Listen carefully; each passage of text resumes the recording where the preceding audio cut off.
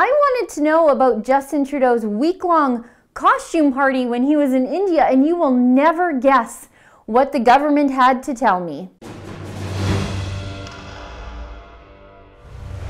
Remember Justin Trudeau's disastrous trip to India? I actually think it's going to be a very long time before that thing works its way out of our collective consciousness. Besides the international scandal caused by Justin Trudeau inviting a convicted attempted murderer and Sikh separatist for supper, there was the secondary scandal of Justin Trudeau blaming the horrible invite on the Indian government themselves. And then there was the mockery, my lord, the mockery.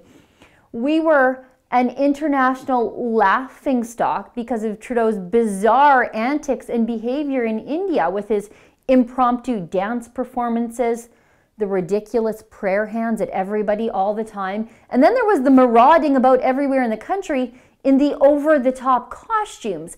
Every single Trudeau was consistently dressed in Bollywood-style costumes for much of the duration of the trip. It was so strange and over-the-top that Bollywood actors remarked that Trudeau was behaving more Bollywood than Bollywood itself. Once or twice, fine, but after a week, it started to annoy not only Canadians, but Indians too.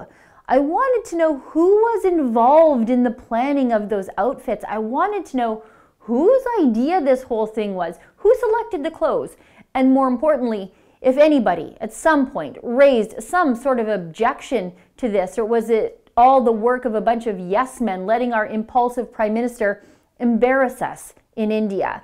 So just after Trudeau got home, I asked the government on March 1st to provide copies of all documents regarding the planning for the Prime Minister's trip to India in February 2018, including anything related to clothing and wardrobe for the Prime Minister and his family, and any cost incurred to purchase the clothing for the trip since October 1st, 2017.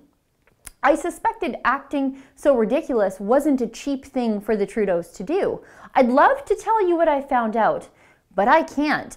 My response back from the Privy Council office said that, at the present time, meeting the original time limit of 30 days would unreasonably interfere with operations. Further, we have found it necessary to consult other government institutions, and as a result, an extension of up to 300 days beyond the statutory deadline is required to meet your request. The new legislative due date for your request is January 25th, 2019. This is unbelievable. It's going to take the government a full 11 months to tell me who picked the clothes and how much the whole thing cost us. I don't believe it should take this long. I don't believe it at all. I don't believe it does take this long. You know what does take this long though? It's going to take this long for our collective annoyance at the behavior of our adolescent Prime Minister to wane a little bit from our memory. And that's really what these bureaucrats and Trudeau are counting on here.